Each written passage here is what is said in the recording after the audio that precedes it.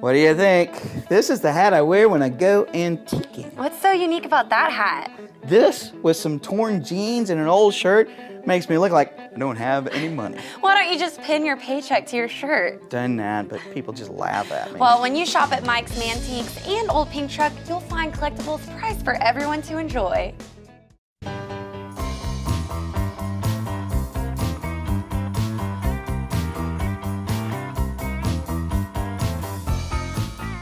When I was in my early 20s is when I started kind of collecting stuff, and motorcycles was the big deal. I always wanted a motorcycle and couldn't have one. And when I got old enough where I could thought I could afford one, I couldn't, but I could afford some parts, so I started and just built my own, which is that one out there on the sidewalk I've had for 20 years. Well, I grew up with parents that absolutely loved antiquing.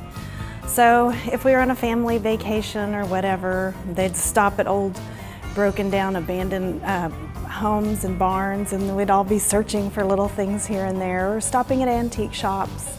And so I just kind of grew up with it, and it's in my blood. And later in life, I ended up doing the exact same thing. I found myself searching for neat things at sales, and estate sales, garage sales.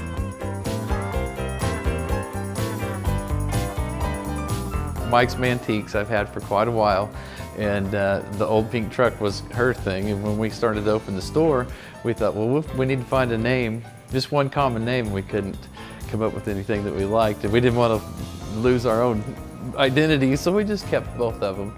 But we work great together. We have a lot of fun.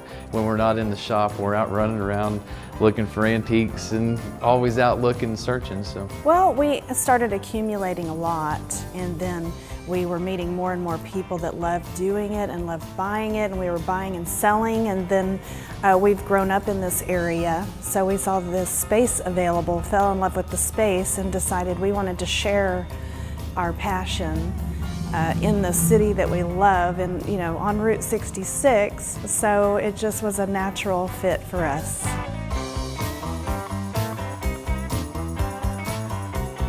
Right now, signs, advertisement signs, gas and oil, soda pop products are really hot right now. Everybody likes to decorate their garage, their living room. We sell some car parts, some hubcaps, grills, things of that nature that people like to decorate with.